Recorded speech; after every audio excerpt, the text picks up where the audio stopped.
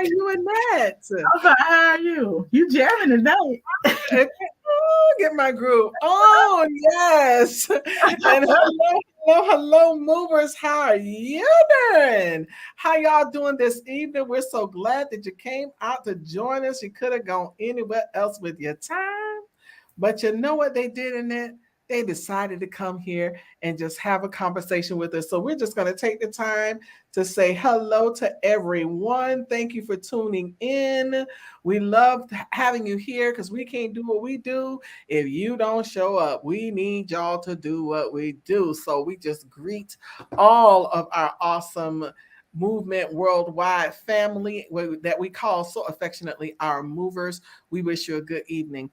And thank you again so much for tuning in. Please, while we take this time to greet our followers, to greet our great people with Movement Worldwide, we want to ask that each and every one of you would do us a quick favor.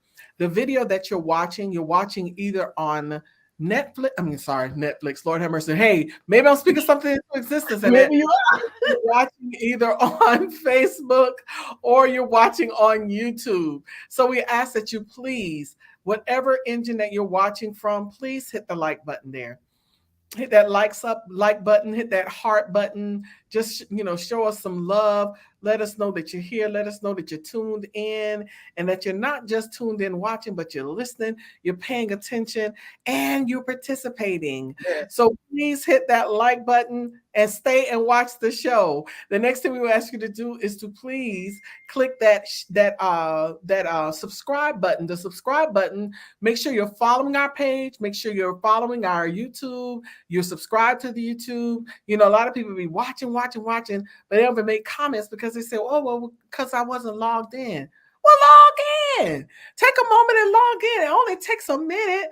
Log into your YouTube account. If you have Gmail, you got YouTube. So log into your account and leave us a message here or there. Talk to us. We want to hear from you. So please subscribe, please like, and please hit that little arrow with the curve.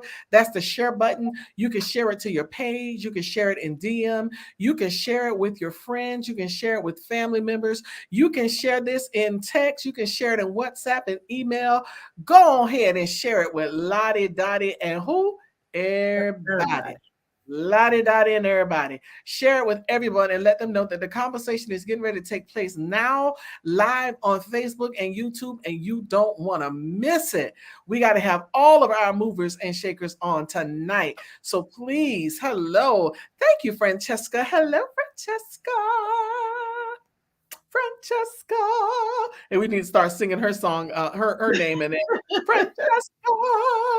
We always say grace to your completion. She ain't here tonight, but we have Francesca. Go ahead, Annette.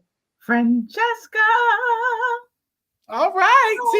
See now she can sing in all names. She can sing in all names. You like people singing all keys and in all languages, and that can sing in all names. So please, ma'am, please, sir, hit the subscribe button, the like button, and the share button. She's like, yes, I love it. So hit all of those buttons. We want to know that you have tuned in, you're subscribing, you're liking, you're sharing. The other thing that you can do is you can sow a seed. We are a nonprofit organization. Every seed sown into this ministry, we always pray that it returns to you 100-fold. So we urge you to sow a seed. We need your ENTS, your presence, your ENTS, your gifts, your seed. But we love your presence, ENCE. We can't do anything without it. We love it. But when you're making your presence known, please make your presence known to your ENTS, because we do need the seed. Somebody say they do need the seed. They need the seed, y'all. Oh, there she is. We were just talking about a grace union completion. Go ahead, Annette. I want to say grace union completion. Yes, you all the notes down. Grace union completion. Go ahead, Annette. Wait a minute. Say it again, Anita. Grace union completion. Okay.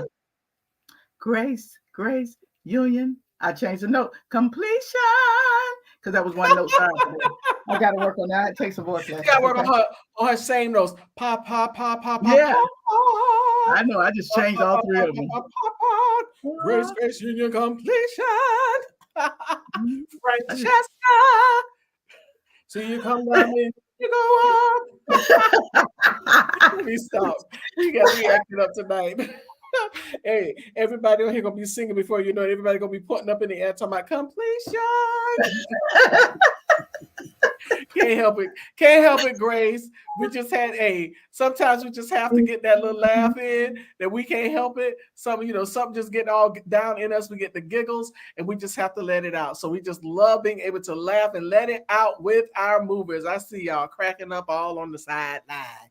And we love y'all though. But before we go any further now, just remember to cash app us at $Movement Worldwide. As I said, we need your ENTS. You can also now Zelle us. We have Zelle. Our Zelle is info@movementworldwide.org. Again, info@movementworldwide.org. That is our Zelle.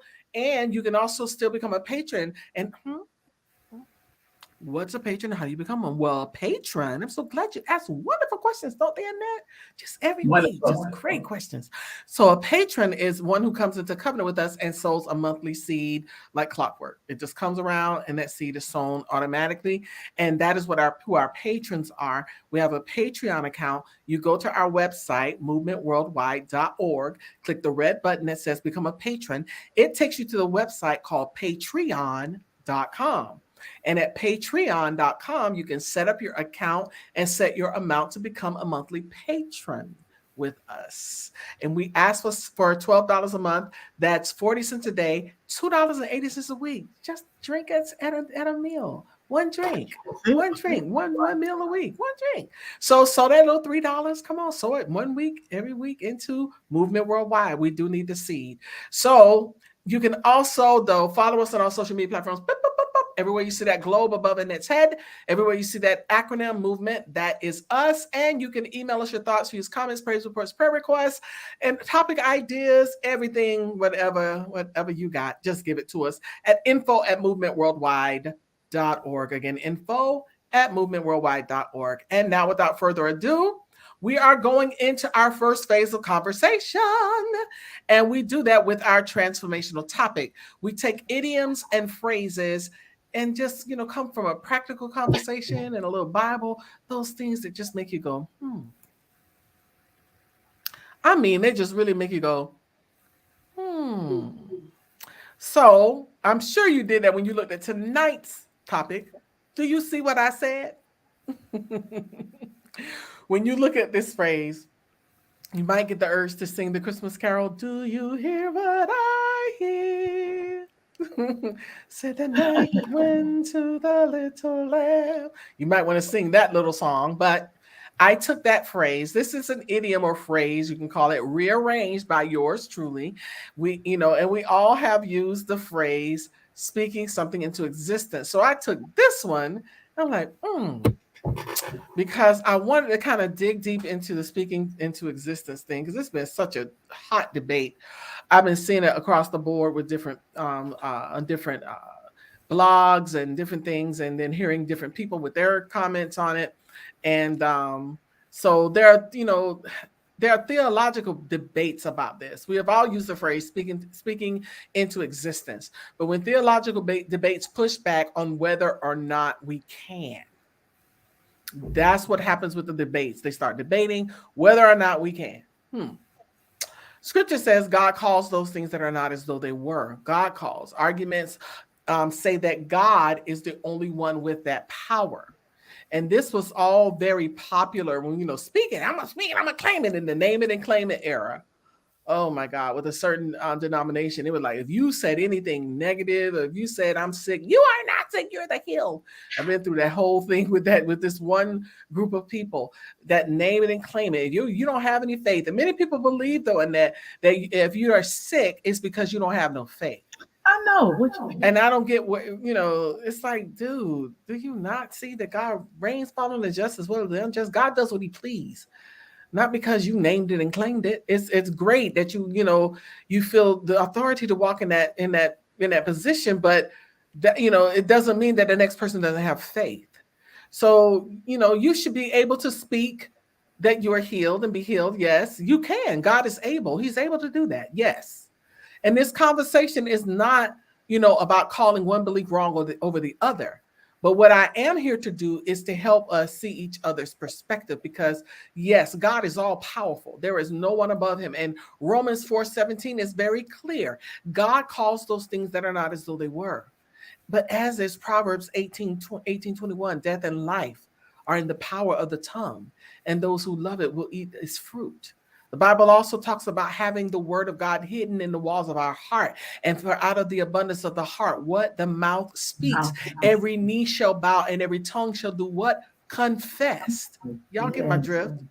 So when we speak the word of God, whether it be from a quoted Bible verse or from a prophetic word to me, about me, for me, or a prophetic vision that God gave me, it is still God's word.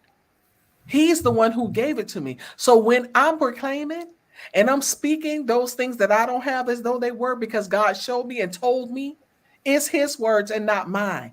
God said it, and that settles it. And therefore, being his mouthpiece, I speak.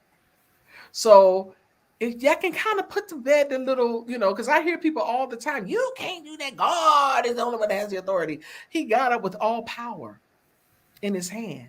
And he gave me the keys, and he gave me the power. He gave me all of the tools that I needed. And if I am speaking what he told me, then it's still his word. So that is what I speak. I'm speaking what I see. So I need you to I need you to see what I said. Because what I said shall come to pass, because it is God's will for me to have and to become and to possess, because that's what not I said, but who said it, Annette? He said it. God said it. So take it up with God. It's him who said it, not me. And so I love when I get to to these kind of conversations, because it's like, you can't tell me that God did not call me to certain things in my life, because you can actually see what I said. Because what I said is what God said. God said that I was going to have an artist development facility after I quit my last job. And guess what? I had it. Why? Because God said it. I don't speak out of my mouth, out of the side of my neck, unless I know that God said something. And when he says it, that settles it. And I need you to see it. And the word see is what I'm using for my verb tonight. Y'all know I like to take a verb. I take a verb and deal with it from a transitive and an intransitive tense. And the verb that I am using tonight, for all of you good people, I need you to understand. And this is what you can tell your haters who are getting tired of you praising God for what you see and what God see, but they don't see. The word see, a transitive verb needs not to make sense, and intransitive makes sense without one. The word see in the transitive tense means to recognize. So do you recognize what I said? The intransitive tense to that verb, to see, is to grasp something mentally. So not only do I want you to recognize it, but I want you to paint it in your Rolodex of your mind so that you can see. I need you to really, really see. Because I don't think you see it. I don't think you recognize it, or you have grasped the mental picture that God is doing just what he said he was going to do. With who? With Annette. With who? With Grace Union Completion. With who? With Prophetess Elder Sharon Elaine Green. With who? With Moving Well. With who? With Constance. With who? Francesca.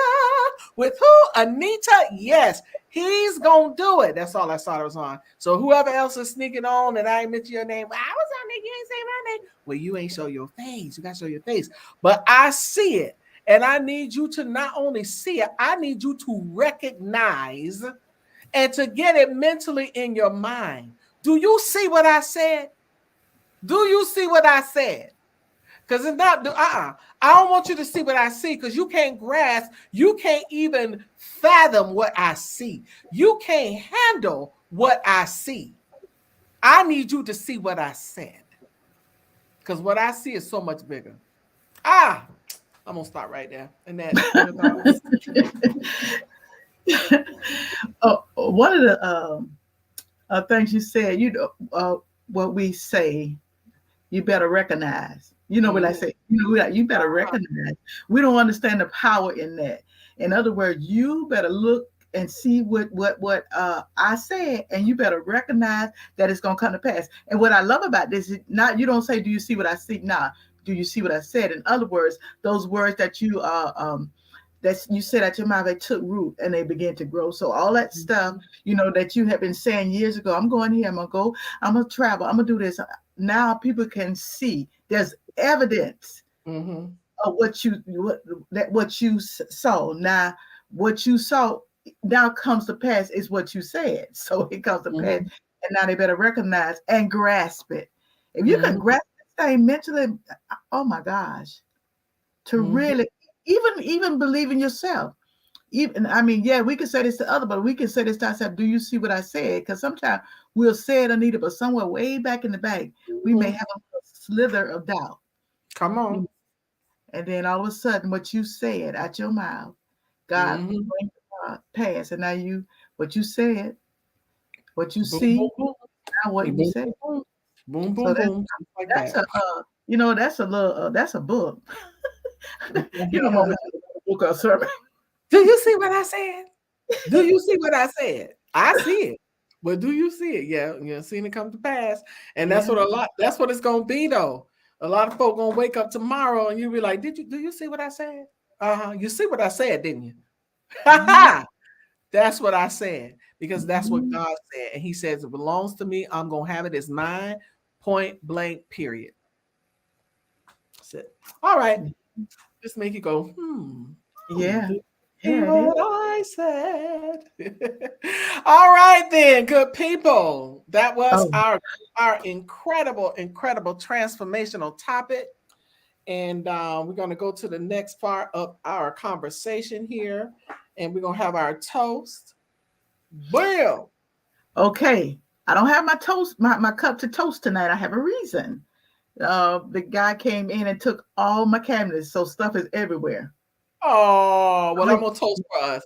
Toast, that's the only it's the reason y'all have it. He took the cat, and I got stuff. Oh my gosh.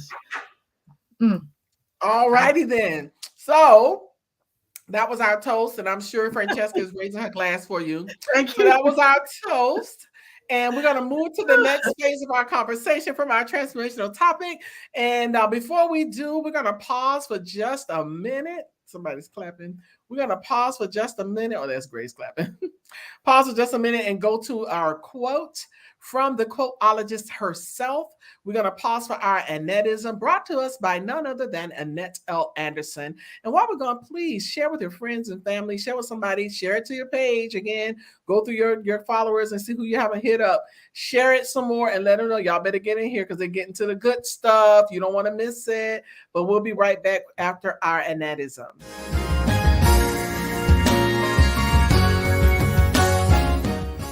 This year, I have decided to walk in gratitude.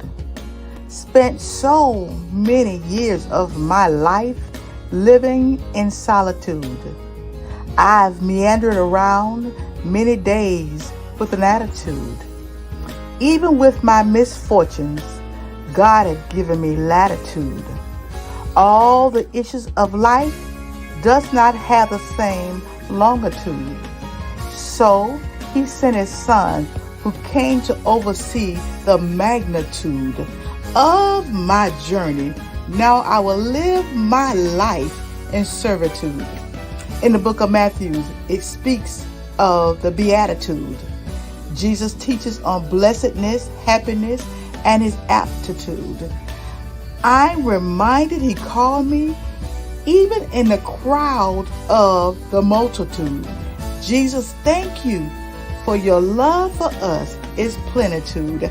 This is Annettism's Expressions.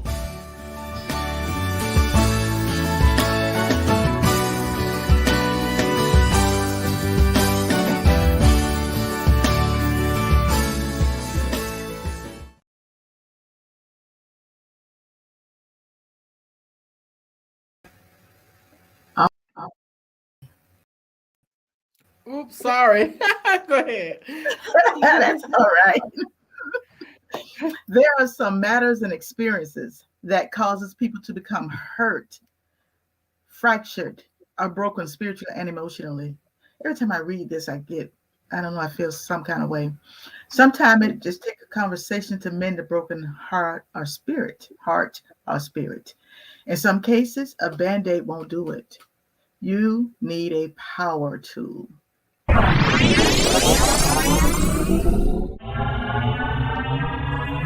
Power tool. All right. So the power tool tonight is don't judge my book. It's not finished. Don't judge my book. It's not finished. And all this month, that's the subtopic. All this month, the actual topic is turn the page or close the book. So we're learning how to either we're gonna turn the page or we're just gonna close the book and just wait. Like I used to do, just sit and wait, basically to die because I didn't have no other recourse in my head. So don't judge my book. It's not finished. The English idiom "don't judge a book by its cover" is a phrase that means one should not judge the worth or value of something by its outward appearance alone, a book that is not finished. For example, that man may look like a very small and insignificant man, but don't judge that book by its cover because it's not finished yet. This we judge people, and as I was saying about the little man, little short guy, we may not think much about him, but we don't know his story. See, we've already looked at him and we made a determination based on what we see that could not be much to him. So we have to be very careful that we don't judge judge a book because it's not finished yet. It's like trying to read a book that does not have an ending. It's sort of like having a cliffhanger. Don't judge my book. It's not finished. A cliffhanger is a plot device in which a component of a story ends unresolved, unfinished in a suspenseful or shocking way. In order to compel audience to turn the page or return to the story in the next installment. And so that's how our life is. We're like living a cliffhanger. You don't know what it looks like. I mean, one day it can be dramatic. One day it could be you're just sitting around. What am I gonna do? One day God could just swoop in and change your world. One day you can go through a traumatic time. It's a cliffhanger. We never know where life will take us. That's why you can't judge my book yet. See, because it's not finished. There's a cliffhanger. There's still something that God has yet to write. There's still something that He wants to say. I believe that with all my heart. As long as you're on this earth, as long as you're still breathing, then God have something for you to do. When that time's in, then it's over. Whatever you haven't done won't be done. And so there's an end to the story. But I'm here to let you know that you can't judge anybody's book because it's not finished. I've seen people that you would never think that they would amount to anything based on what you saw original, but you don't know what God has in store for a person. You can't judge an apple tree by apple by looking at a tree. If you don't see the apples hanging, you don't know what kind of tree it is. You can't judge honey by looking at the bee. You may see all bees don't produce honey. You don't judge a daughter by looking at the mother. Mother may be one way, a daughter may be another way. That's why sometimes people will say, "Hey, and I know your mama. You're nothing like your mother." I've heard it so many times. You're nothing like your father.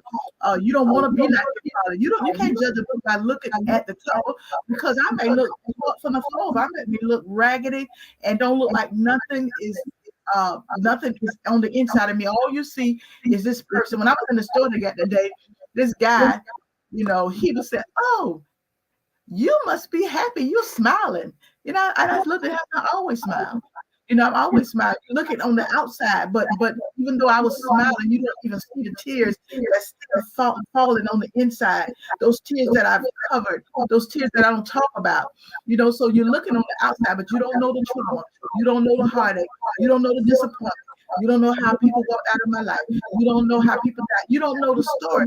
So many times we have not, the story is not over yet, but we've already finished it. Have you ever met a person who initially appearance caused you to think a certain way about the individual, only to find out that you're completely off base? I've met men and women who are millionaires and they just as raggedy. And I've met people who have on the finest with red bottom shoes and they ain't got 50 cents in their purse. You can't judge a book by its cover. So don't judge my book because it's not finished yet. We very often we have the tendency that that we want to judge rather than taking the time to know the person under the surface.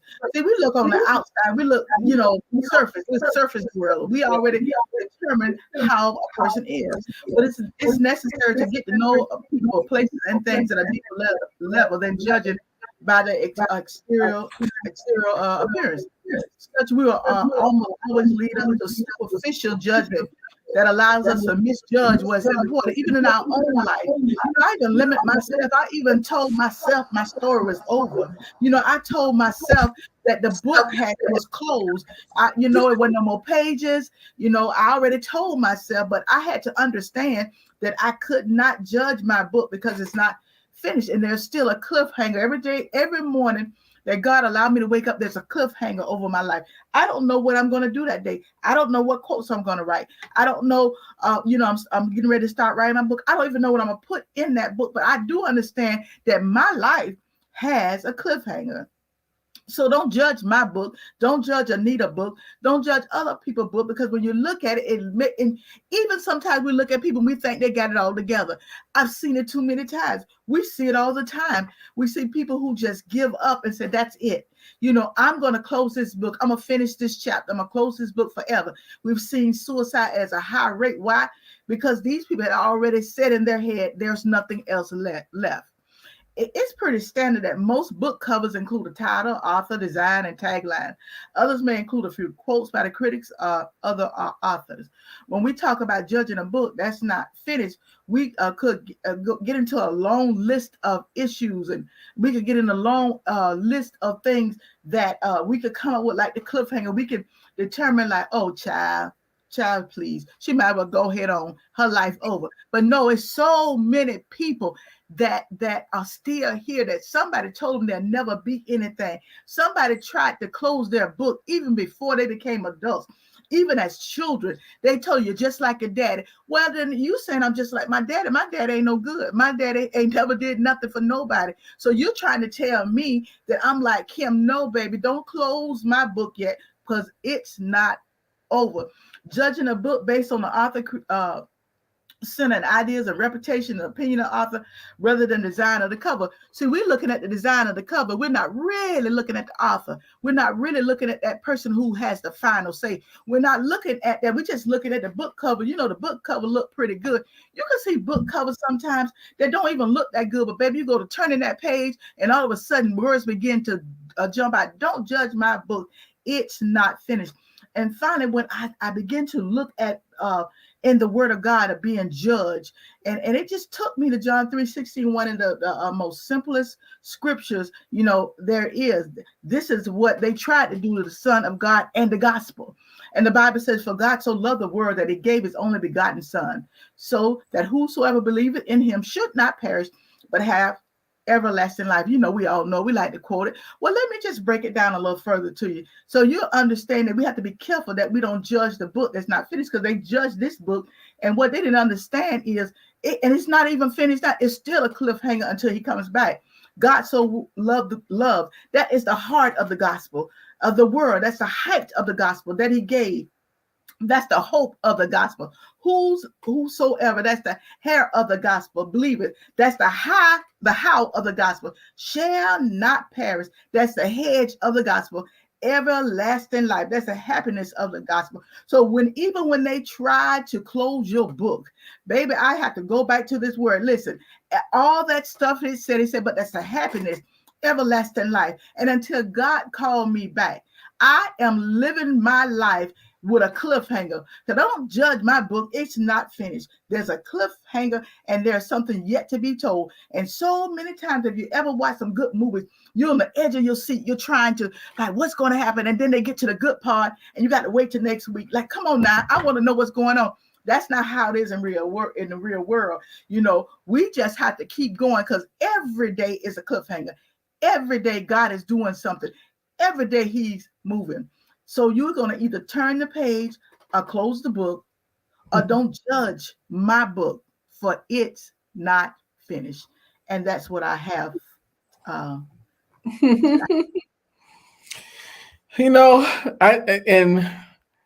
Oh my God. I think one of the hardest things to get past, even when you are the culprit or when it's being done to you, is being judged. Yep, Dealing with, somebody coming down on you from a judgmental place. That's a hard thing. it is. And it is not something that we're supposed to do. So when we come into our place of like where you are now, you're like, don't judge me because my book is not over. Don't judge my book. Don't look at my life and think that that is the end, because it's not. God is the author and finisher. He's got the last say so on me. So nobody can place that on me, nor can I place it on somebody else. I can't judge them and say what they'll never, because people do that all the time. Child, they'll never amount to anything. Girl, she ain't gonna never get off drugs. Girl, this person ain't gonna never blah blah blah. And I'm like, how can you say that? You're not God. You're judging their story, and God ain't even finished showing us their story yet. God wrote that story. God wrote that book for the foundation of the world, not you. And the story ain't over because they still here, still breathing. The story is not over. So, hey, that speaks to me right there, right down my alley. It ain't over. That's right. It ain't over because you say it's over. It ain't over because you say it's done. People quick to do it. Preach a ministerial eulogy. Oh, they'll never preach again. They'll never do this. They'll never do that. And they'll never do that. And you can't say that because you're not God. He's got the last say so. He's the author and finisher, period. And we need to think about that when it's us putting it on other people. Think about how it feels. Yeah. How, if we do that same thing to somebody else. I'm telling you, it'll make you think. Thank you. That's that ripping the Band-Aid off. Like, ouch. All right, good people, we're going to move to the next phase of our conversation. Yes, we're going to my favorite part. Yes. But before we do, we're going to pause for a commercial break. We're just going to take a quick minute and do some station identification. Our quick commercial break, about 2 minutes. You got time to share with somebody, let them know. All right, they're coming with the tea. They're coming with the tea. So you better tell them they're coming with the tea, and they better get in here. We'll be right back in just about a minute, y'all. Walk into your God-given destiny with power and conviction with Power Walk Sunday. Each and every Sunday at 10 a.m. live on multiple platforms.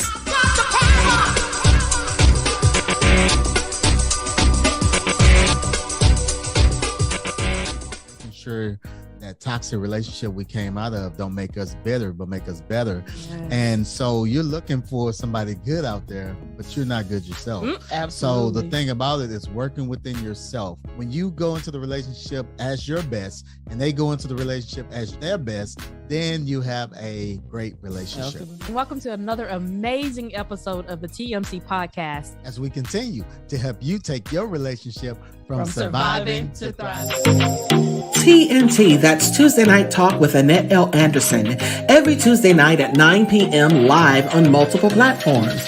Go where you can soar. That's Speak It, Orated, Articulated, and Reverberated.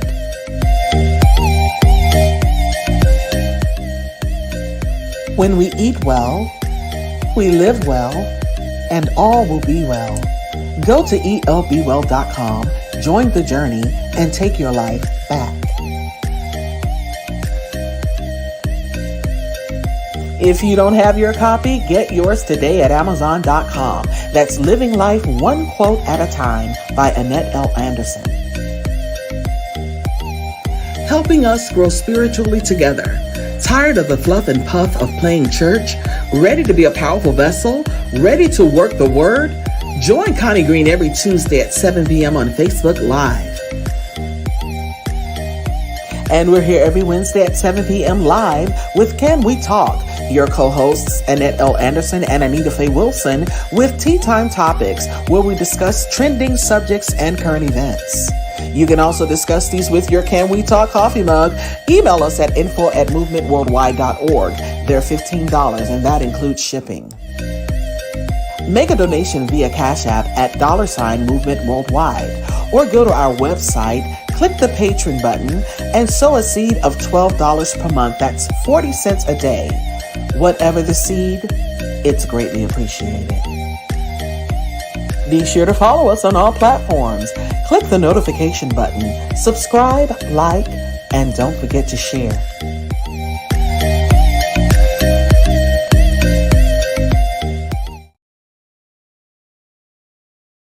It's that time. Tea Time Topics.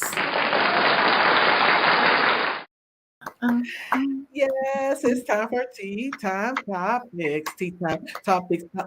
Tea Time Topics. We're ready. Tea Time Topics. And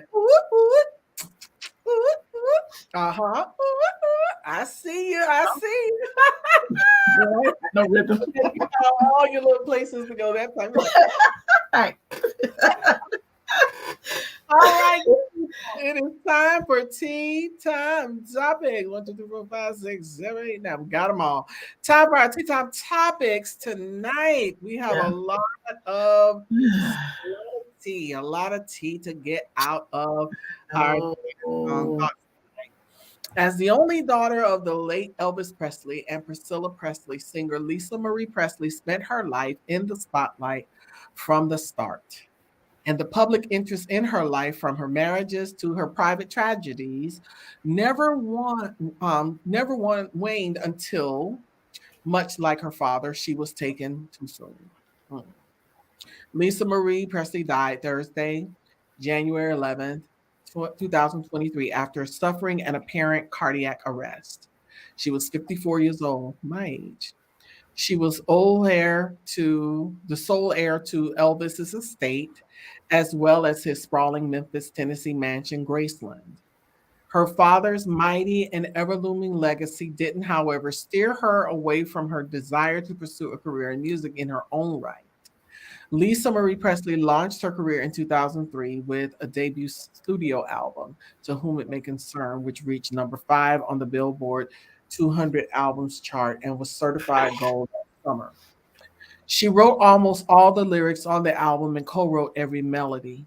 At the time, Lisa Marie Presley told Larry King that she had to park her feelings of pressure and comparison to her legendary singer dad. If I had been thinking about that, worrying about that, which I kind of had for a long time, I would have never done what was sort of innately in my heart and in my soul, she said. So I had to stop being worried about that. It was too intimidating otherwise. In 2020, Lisa Marie Presley's son, Benjamin Koff, died by suicide at age 27. Last July, she marked the second anniversary of his death on Instagram, sharing a photo of their matching foot tattoos. Last summer, she wrote an essay for National Grief Awareness Day in which she opened up about the loss of her son. Me and my 3 daughters lives as we knew it were completely detonated and destroyed by his death. We live in this every single day, she wrote. Grief is something you will have to carry with you for the rest of your life, in spite of what certain people of our culture wants us to believe. You don't get over it. You don't just move on, period. Yeah. That was so powerful what she said. Mm-hmm. Yeah, that was so powerful. And she died maybe 2 or 3 days after she was they were interviewing her about this movie, or this guy Perry Apples or whatever. Of course, I'm never gonna watch it. But I was like, she don't look well. Mm-hmm. She didn't look well. Mm-hmm. So I'll go out to her kids. They lost, their brother. Now they lost their mother. Mm-hmm. Yeah, but yeah, it was sad. I was rooting, I was like, Lord, I hope she survived, but when it's time to go, I just believe it's time to go. Yeah, we can't control that. That's right. It was sad. Yeah, I know. But we can't control it. God controls it. So that's not up to us. But no, it I didn't doesn't know make she sang. She was a singer. I didn't know that till after she died. So, oh yeah. Yeah, we released that music. I remember. Wow, I didn't know that. Didn't know that. She didn't at all. And I said she died of a broken heart. She you know what? She probably did. Because she grieved. I mean, a lot of people don't understand that level of grief. It can overtake you. So I always pray, God, please let me, let me deal with it. I mean, when I go through it, when I've lost, I've had to pray because sometimes you just want to lay down and just give up. You do. It is just over. It's like just some overtake you, Mm-hmm. But those of us who know the Lord, like she said, you don't get over it. I mean, we learn how to move on from it, but yeah, my heart go out to the family, her 3 daughters. So, yeah. The hardest part about losing somebody you love is hard, but the hardest part is learning how to live without them. And that is what, and people still have to live, but you're living without somebody that you love and that you thought would be there forever. And that, whatever they were here for their forever, but not for your forever, apparently. Yeah, exactly. Exactly. That's it. All right, then we're gonna move on to the next one. That's our hearts go out. We don't have a Yes, sound. Lord. That just hurt. Come on, fellas. Young one. Moving, moving, moving. We keep it moving. I felt this story was so fitting because we talked about him last week. Mm-hmm. And I was mad when who, Miss Green. Mm-hmm. But anyway, Dr. Dre is set to get a big payday for his iconic collection of music, income streams, and assets. For those who say he's nobody, the Compton native has reportedly struck a deal with Shamrock Holdings and Universal Music Group in 2 separate transactions. Wow. The asset garners about $10 million annually, and the deals have been rumored to be in the works for several weeks, according to Variety. Okay, this is the killer here. The final sale price is likely to be $250 million. The source confirmed to the site. The news was reported by Billboard. The assets are said to include artist royalties from Dre, whose 2 solo albums and his share of the NWA artist royalties, producer royalties, and the writer's share of the song catalog, which he doesn't own the publishing to. Wow, you don't. Sources tell Billboard that a portion includes 75 to 90% of the package revenue and is likely acquired by Shamrock, which owns some Taylor Swift master recordings. UMG is set to acquire the remaining 10 to 25%. Wow. UMG cut will reportedly include the master recording for West Coast Icon's debut album, The Chronic. I don't know. And his share, Kendrick Lamar releases through the Top Dog Entertainment deal with Interscope, which is part of UMG. Sources said the deal does not include his ownership in his label, Aftermath, which is co-owned with UMG's Interscope Records. So listen, this joke here, okay, his family gonna have money until Jesus cracked the sky. Because even though he's selling a lot, he keeping some. Mm-hmm. Man, Anita, you know his mama, anybody like that? You can always appeal to the mama. Yeah, but okay. Yeah, but this is amazing. I guess the moral is don't sell it all. Don't sell everything. You got to keep a little something. Yeah, but 250 million, Anita. A great deal. I mean, considering, a lot of people don't even get that in their lifetime of selling their repertoire. Yeah, because most of the time somebody else own it. Mm-hmm. Well, sometimes somebody own it. I don't know about. Yeah, you're right. You're right. A lot of times somebody else owns it, and when artists get to the point to sell their repertoire, I mean, you would think look at the time frame of look at his life. His life, Dre is what? He's in his 50s, right? So he's like around my age group. Mm-hmm. So in his time frame, and then look at the time frame of like Tina Turner and how long Tina Turner sold hers to BMG for $50 million.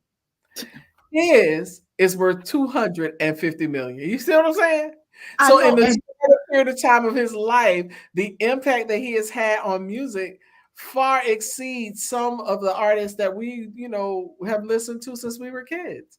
But it just goes to show you that you can't judge a book by its cover because the story ain't finished yet. Because Yeah. Bruh just sold his repertoire for $250 million. So what's next? Come on. That's what I'm saying. And I thought it was so fitting because of how they carried on and some of the stuff I read. Well, who is that? He's a has been. He's a oh boy. People be saying stuff. That's because they're has been. Nobody won't never know. I mean, maybe in their little circle. Yeah, but listen, this man, this is a lot of money.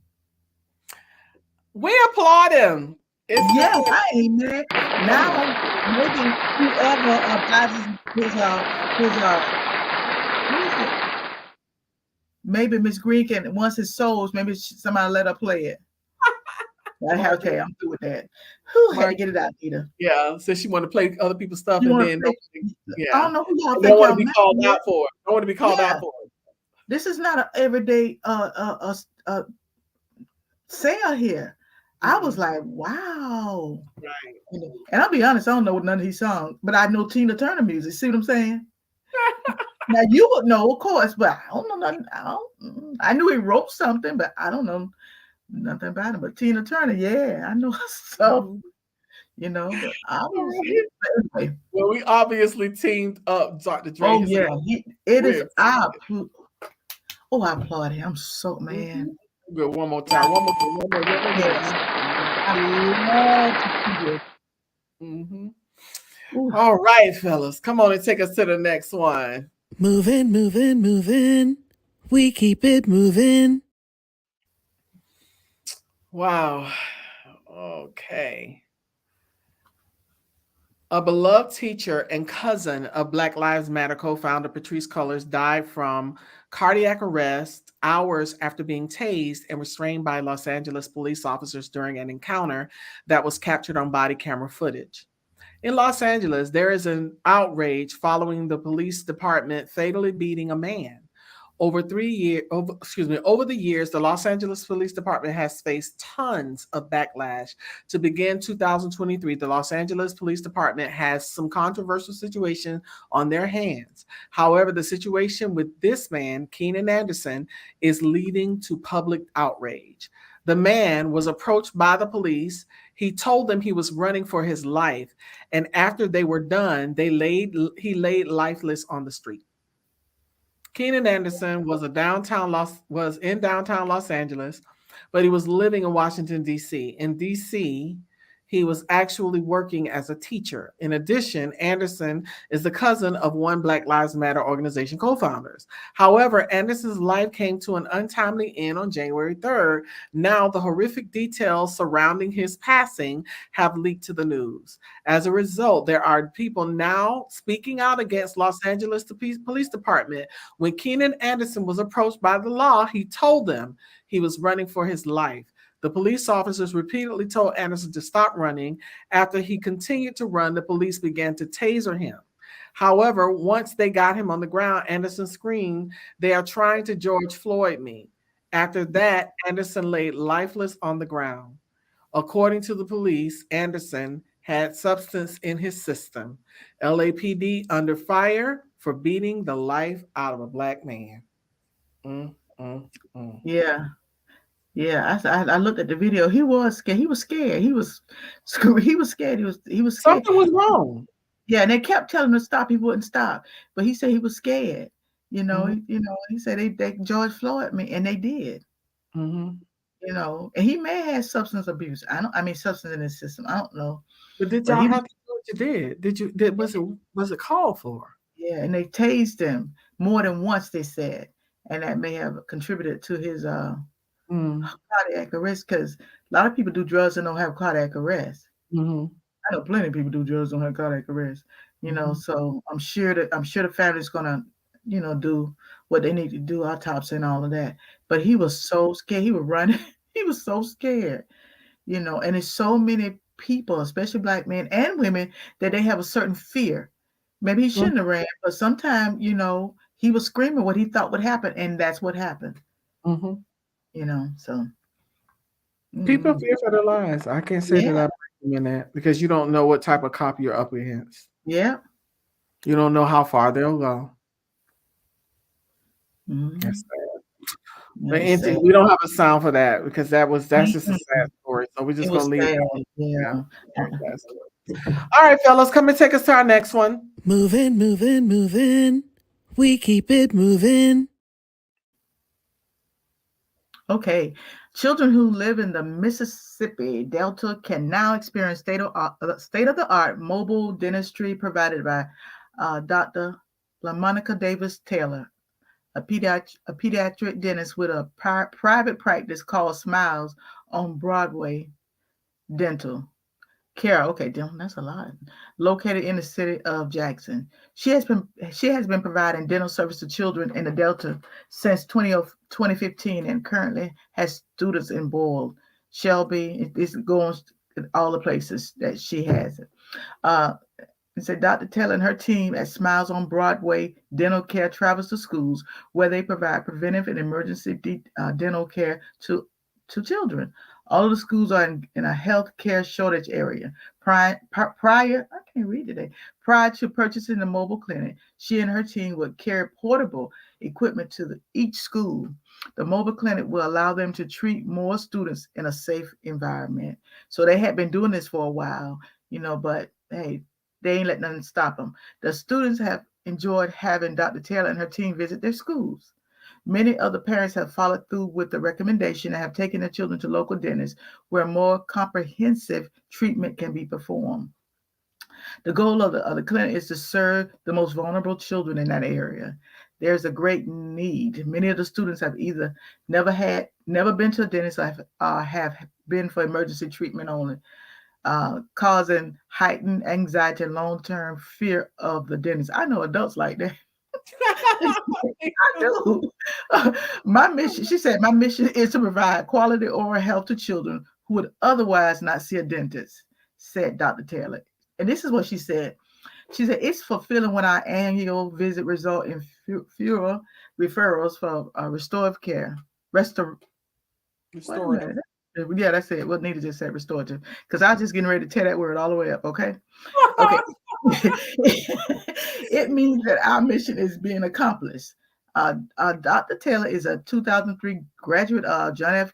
Kennedy High School. She attended Spelman College in Atlanta, Georgia, the University of Mississippi Medical Center School of Dentistry, and Bronx Lebanon Hospital in Bronx, New York, for her general practice and pediatric dental residency. Dr. Taylor also received her board certification through the American Board of Pediatric Dentistry. This is Miss Taylor, Dr. Taylor. All right, Dr. Taylor. Yeah. You better do your thing. Black girls rock. It's nice to see an innovative business. The business is like outside of the norm. She stepped out of the box.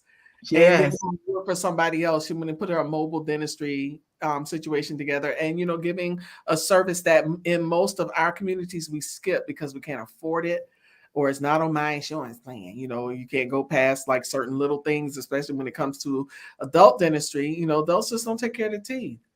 They just don't. But we do applaud her in all of her efforts and everything that she's doing. Go ahead, you better do it. A pretty lady. I said, oh, she's pretty. Huh? I said, she's pretty. I said, oh. Yeah, she's beautiful. Mm-hmm. Beautiful and smart, young, and doing yeah. So wow. We are amazed, and we love to celebrate our Black queens. All right, fellas, come on, take us to the next one. Moving, moving, moving. We keep it moving. Another amazing story. We have some amazing people that we're featuring tonight, and I thought it was very, very nice to do this coming into the new year. Where is it?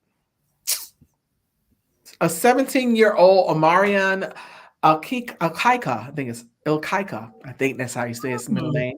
Calloway, a senior at Park Crossing High School in Montgomery, Alabama, has been accepted into over 21 universities, including New York University, Howard University, and Hampton University, and has received more than $1.3 million in scholarships. Oh my God. His mother, Tiffany, comments, I am happy and grateful mother, and I am immensely proud of him. Omarion will be a first-generation college student who has had a difficult upbringing.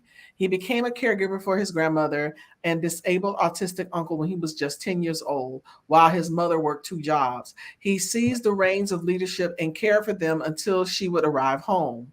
He was responsible for a variety of tasks, including meal preparation, medicine administration, and ensuring that his uncle received his daily insulin injections to manage his diabetes. When his grandmother died, though, she suffered a huge setback because she inspired him to apply to his dream school, New York University, at a young age. After her death, he made it his purpose to get to his dream school. However, his uncle died before the start of his senior year, which means that he lost 2 people he grew up caring for over a period of 8 years. Even though he was in immense pain in his heart, Omarion remained focused and excelled in school. On December 15, 2021, he finally received the news that he had been admitted into his dream school, New York University, and says that a big weight was lifted off his shoulders. Tiffany comments, as his mother, I remain proud of him, and that tears well up in my eyes just thinking about him being accepted into his dream school. All a mother wants for her child is to have the best life possible. Yes. All right, young man. Well, and that's a $1.3 million scholarship. Come on. That's a lot. Listen. That's a lot of scholarships. That's a lot of books. Listen. That's a lot. And that's a lot of smarts. That's a lot of degree right there. Oh my gosh. I know. Carry him through undergrad. Yeah. And through 2 graduate degrees. Yes. That's enough. But everything paid. Everything paid. Wow. I know his mom. No one of them tears well up in her eyes. You know what else? Wow. We applaud. We applaud. Hey, it is what it is. Yes. I'm sure when that information came through, that baby had all that money in scholarship. Oh my God! I'm sure there was a whole lot of that going around. And a whole lot of that going around. And a whole lot of that going around. I'm sure. Wow. Oh God. Well, we congratulate them. Yes. That's awesome story. All right, movers. Come on, take us to the next one. Moving. We keep it moving. Awesome.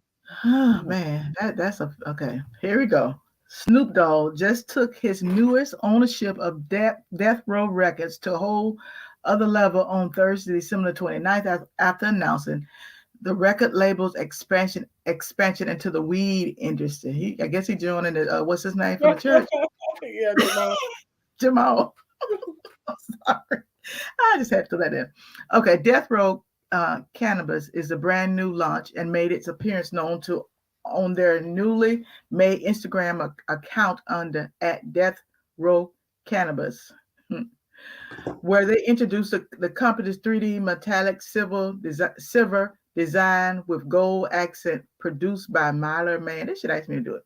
Fans were also able to distinctively see an upgraded death row statue of a figure, a man sitting on a throne-like chair, holding a joint in his right hand.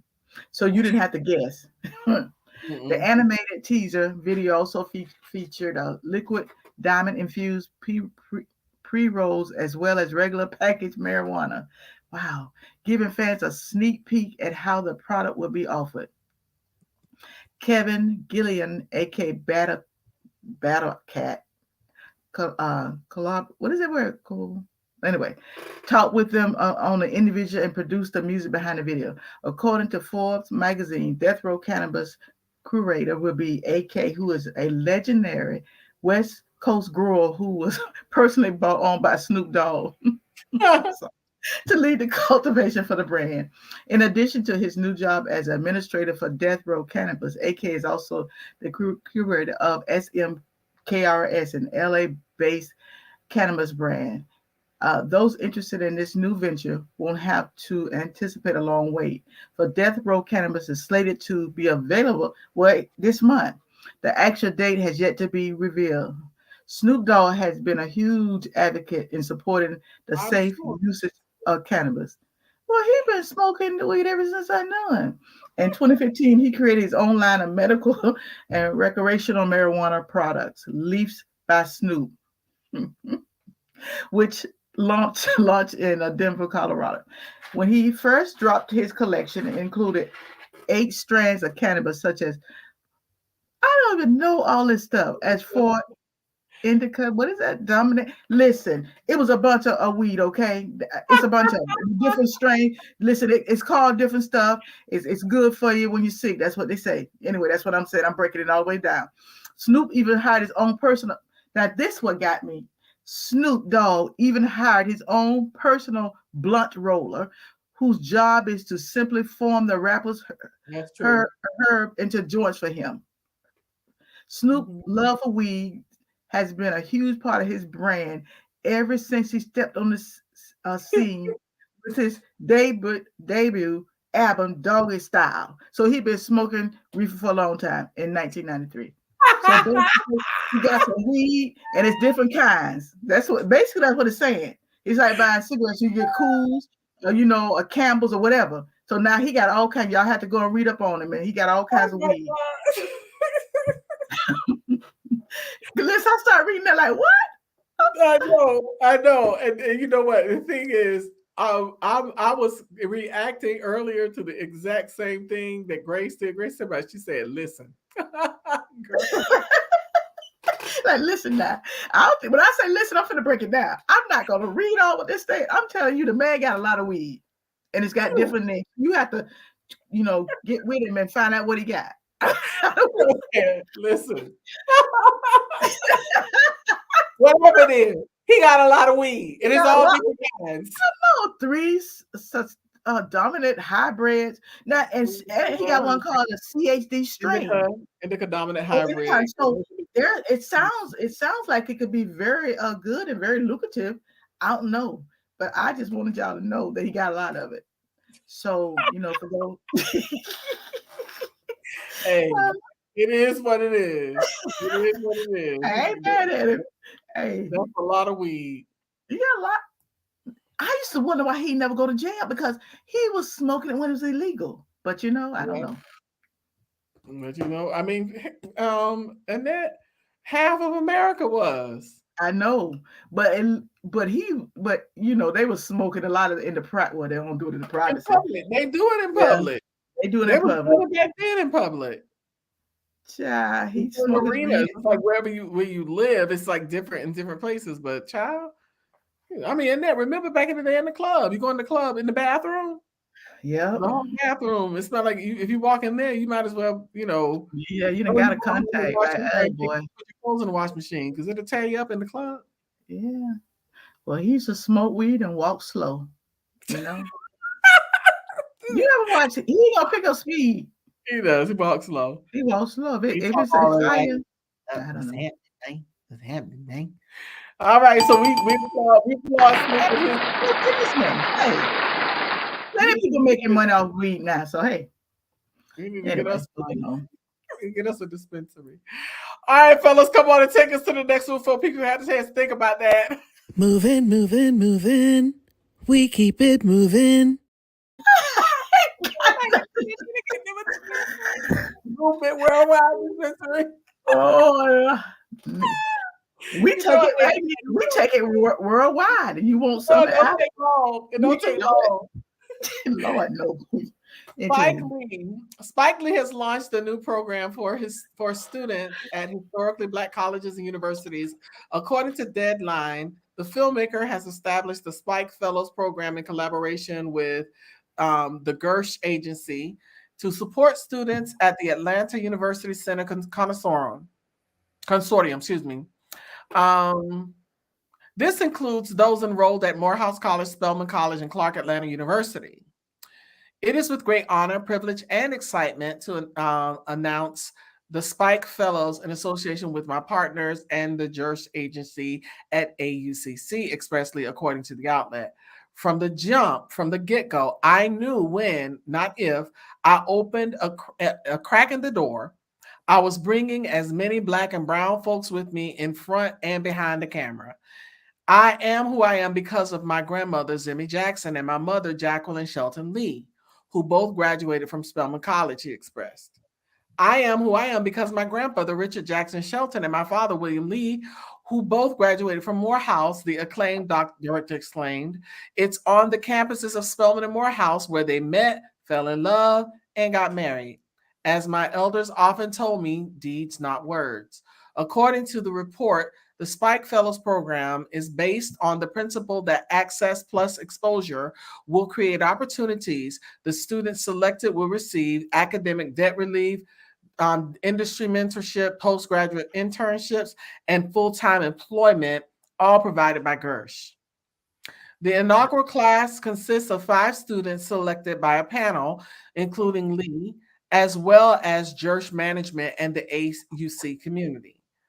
The program is led by Jason Council, who serves as Gersh's head of culture.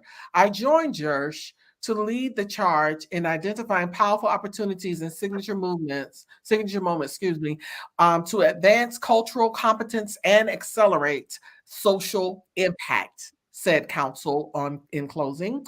As a HBCU graduate, I'm extremely proud of Gersh and Spike for their commitment to growing opportunities for AUCC graduates. Amazing. That is amazing. I love the give back.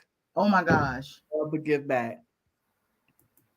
Yeah, I love to give back. I love it too, Anita. And I'm glad we have these kind of stories because people quit, oh, Black people don't give back. That's not true. You don't do any research to know what they do.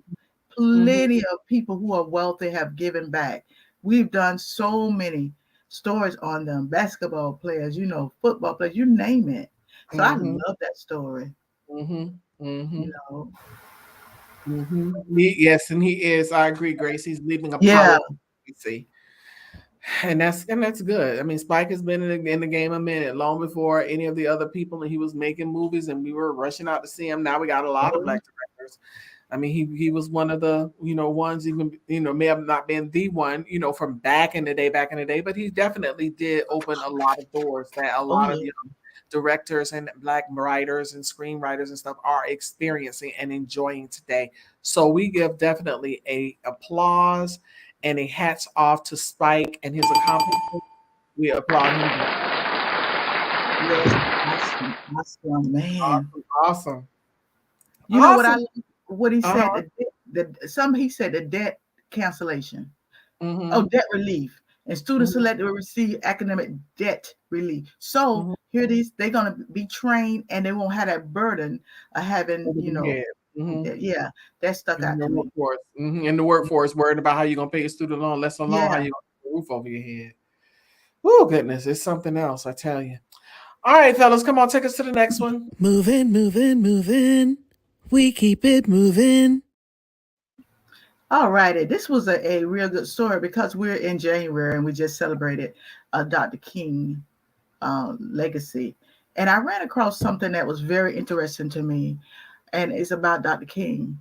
And it started off, do you know who the Reverend Martin Luther King Jr. was? I mean, really was. Not this sanitized version of a man who had a dream that his 4 little children will one day live in a nation where they will not be judged by the color of their skin, but by the content of their character. And they go on to say, I'm not sure how this whitewashed version of King is in our culture now. And she went on to say, but it does his legacy disservice to reduce someone who stood for so much to so little. But this is the Dr. King who died at 39 years old on April the 4th, 1968. Most will remember and celebrate on the past Monday. King even pivoted from the dream, saying it turned into a nightmare.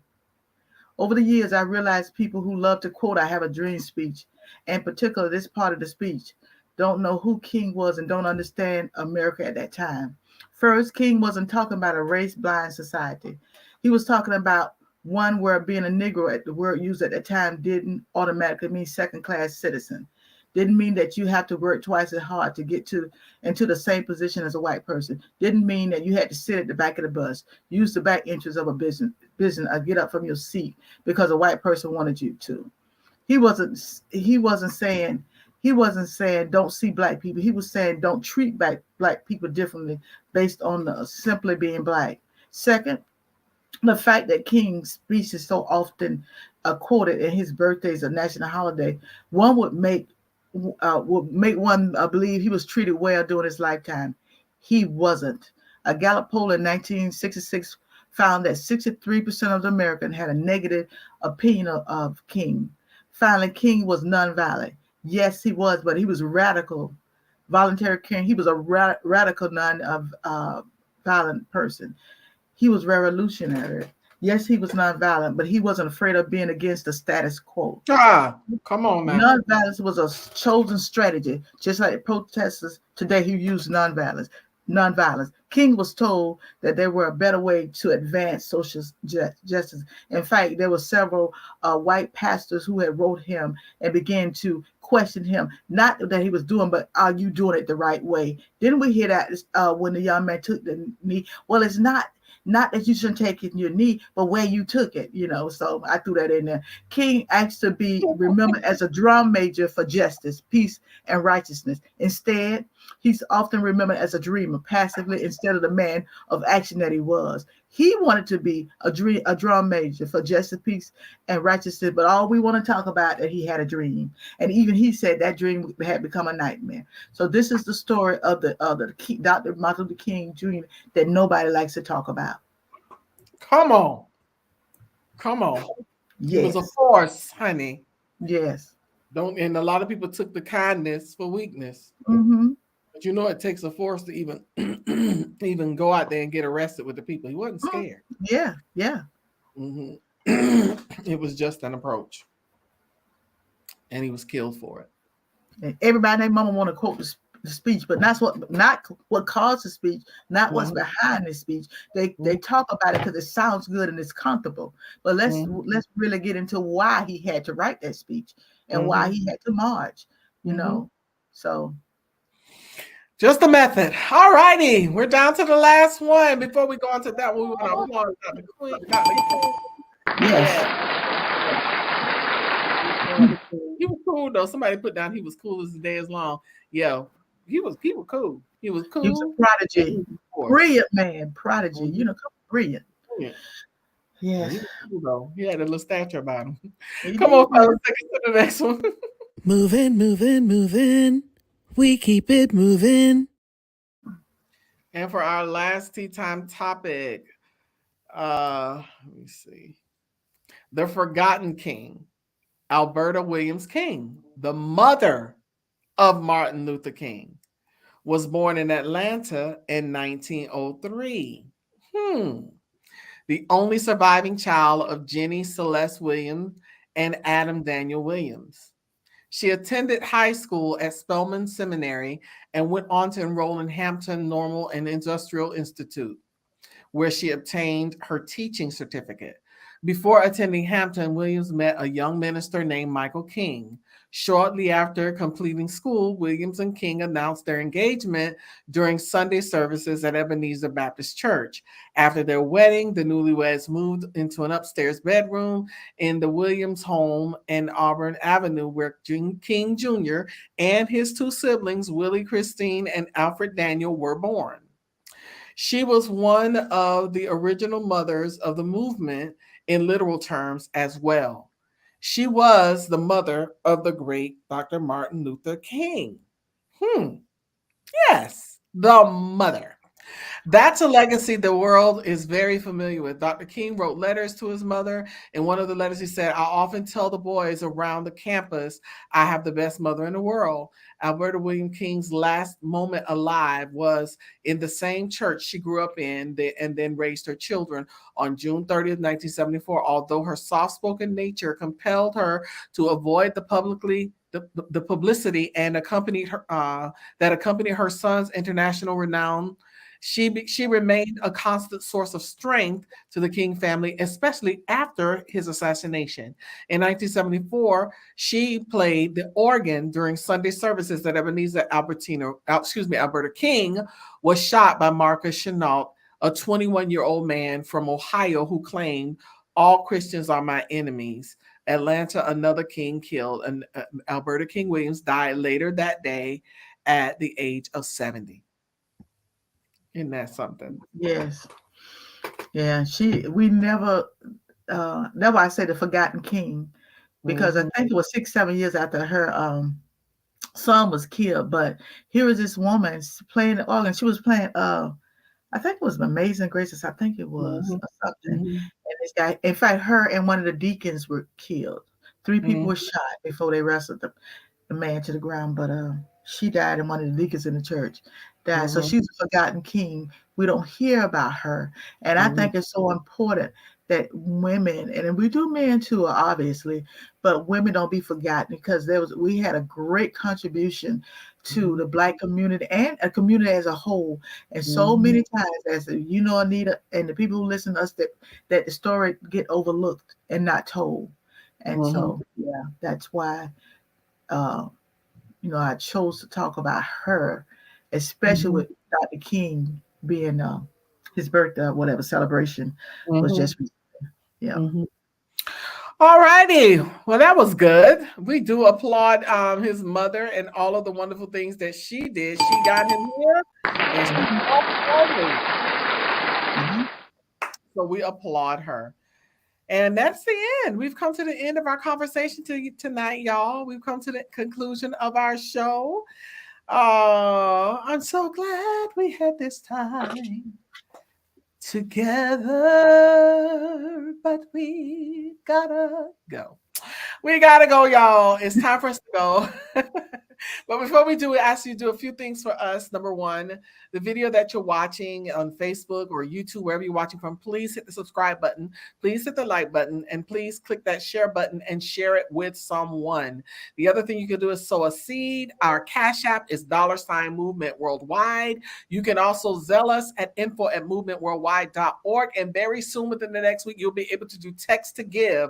But right now, you can do Cash App and Zelle, or you can come into covenant with us by becoming a patron. Go to our website, movementworldwide.org. Click the button at the top that says become a patron. It'll take you to patreon.com, where you can set up your account and set your amount. We ask for $12 a month. That's 40 cents a day, but whatever the amount is, greatly appreciated.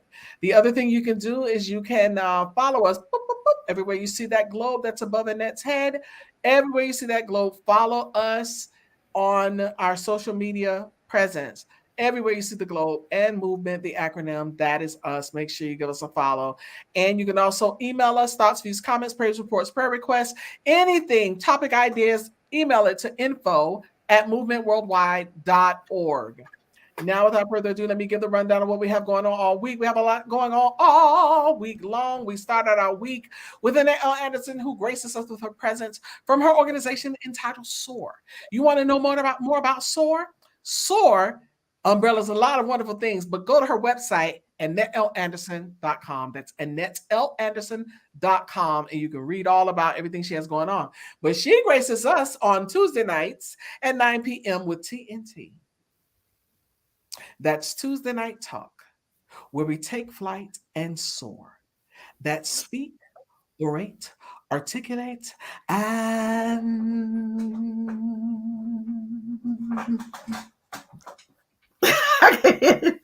reverberate.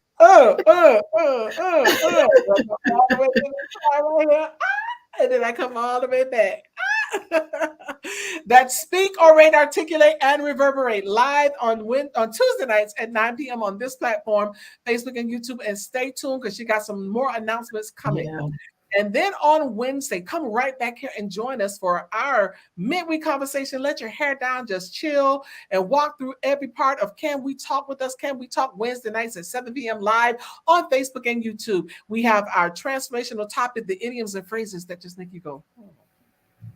And then we have the Hard to Have conversation, the one everybody wants to sweep under the rug. We rip the Band-Aid off, and we have that talk. It's called the Power Tool.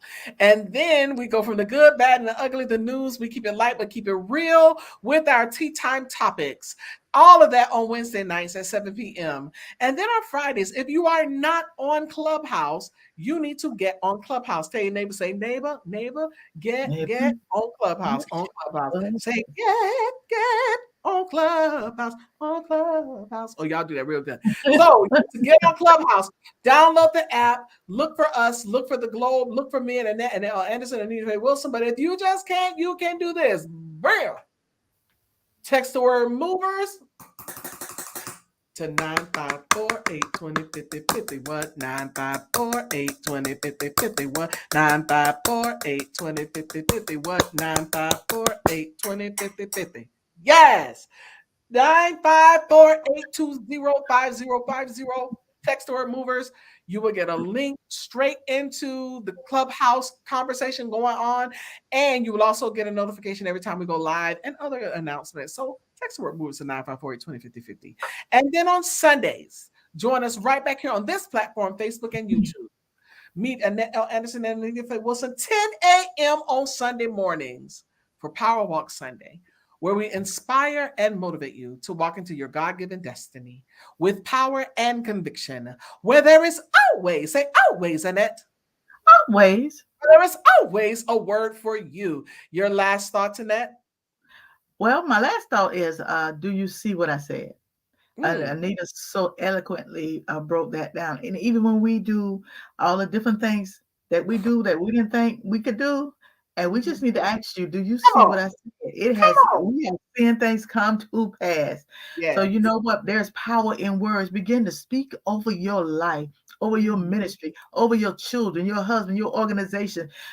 Speak over your car. That'll crank up. Listen, I'm gonna say this right quick. One time I had this truck and it was ragged. It was in Georgia and it would not crank. And everybody who was in the restaurant, everybody eating. And I went out there and laid hands on my truck, and that thing knocked all the way from Georgia to Daytona Beach, not coming down. And we was like 2 or 3 in the morning coming down 95. Listen, I just had that kind of, I laid hands and I prayed. They were laughing at me. I didn't care. We got to get home. So you know what? Just know, do you see what I said? And just know you got the power to speak over your life. And that's what I want to end with. Amen. Do you see what I said? Do you see what I said? That's what I'm talking about right there. Do you see? All right, good people. We should have laid down the law to y'all tonight from the Transformational Topic. But anyway, we thank you all so much for joining us tonight. We've given the rundown. We've gone through everything. So we love y'all. We give y'all all the love and we show you some hearts. We'll see y'all the next time. Y'all have a good one. Bye-bye. Walk into your God-given destiny with power and conviction with Power Walk Sunday. Each and every Sunday at 10 a.m. live on multiple platforms.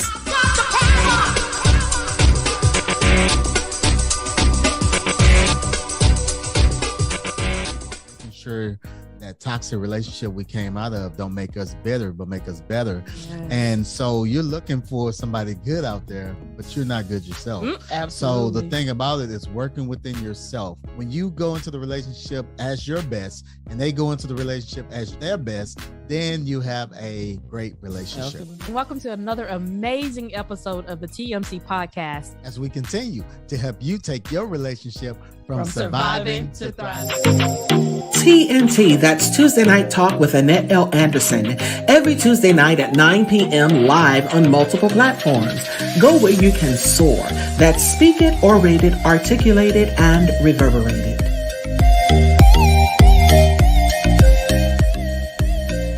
When we eat well, we live well, and all will be well.